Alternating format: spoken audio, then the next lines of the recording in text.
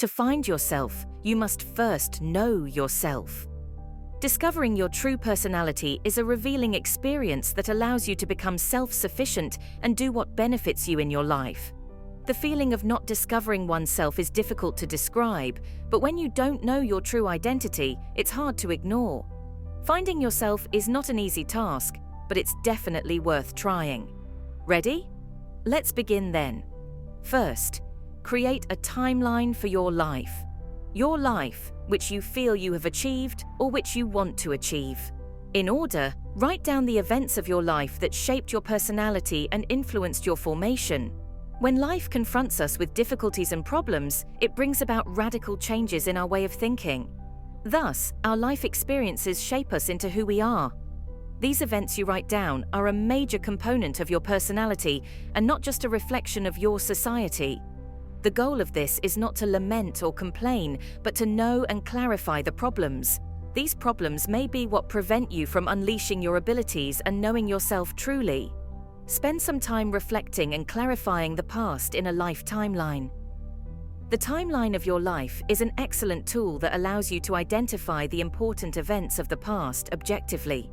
It allows you to look at them as building blocks of your personality and important experiences that have changed your life without carrying too much emotion, as may happen when writing in diaries. Like writing a resume for a job, write without complication or exaggeration, and focus on the main events and the lessons learned from each event in the past. When analyzing negative past experiences, focus on what you have learned from them. In the life timeline of every person, there are obstacles, but exaggerating or belittling them will not benefit you. Instead, understand that these experiences have contributed to shaping your personality and what you are now. Second, separate your thoughts from others' thoughts. For most people, more common than you might think, it is easy to navigate life guided by the thoughts and circumstances surrounding them. We practically provide a roadmap for real life. Go to school, get a job, get married, think like this and not like that, and suddenly life is over. And this is not bad, it certainly serves its purpose, but it does not leave room for you to be creative and have your own thoughts. So, at the end of the timeline, write down some of your own beliefs that are not based on logic, but on what you have been told by others in your life, as we all have such beliefs. And now, what do you think? The community secretly categorizes everyone, condemns the failures, glorifies the beautiful, and rejects the strangers. But beware, these descriptions and classifications have no basis in reality. How do you feel about the world around you? Think about what you think is good or bad, and not what has been told to you by anyone else. Try to think deeply.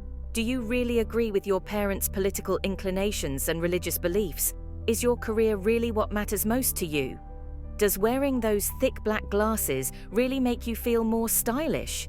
If the answer is no, that's excellent. There's absolutely no problem in not accepting prevailing beliefs. Now all you have to do is forget what you've been taught and learn anew, relying this time on your own intuition. Third, start relying on yourself. Self-confidence and self-reliance are the foundation of self-discovery. If you don't have a solid sense of your importance, you will always tend to the opinions of others and their insistence on what they think is right. Learn to believe in yourself and trust your feelings. Then you will find a way to develop your sense of self and know yourself. And remember to be patient with yourself and trust your abilities.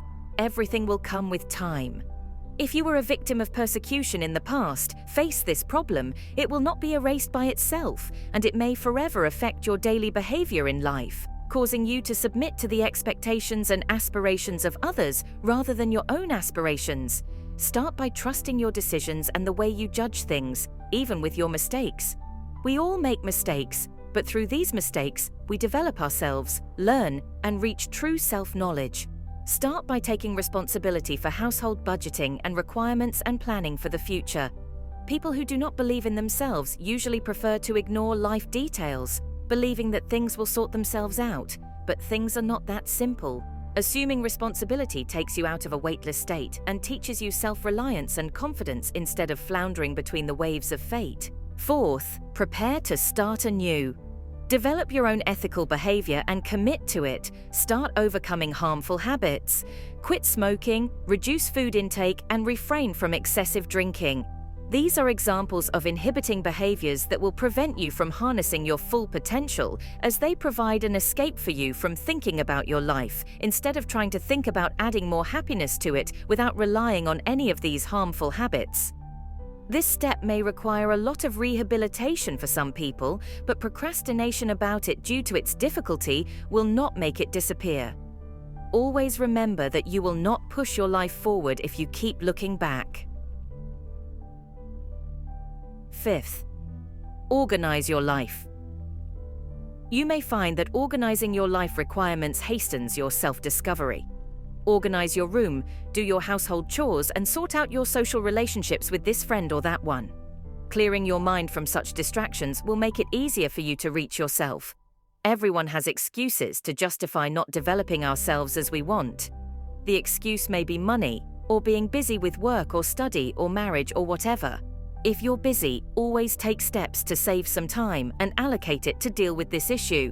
If it's not among your priorities, you'll never accomplish it.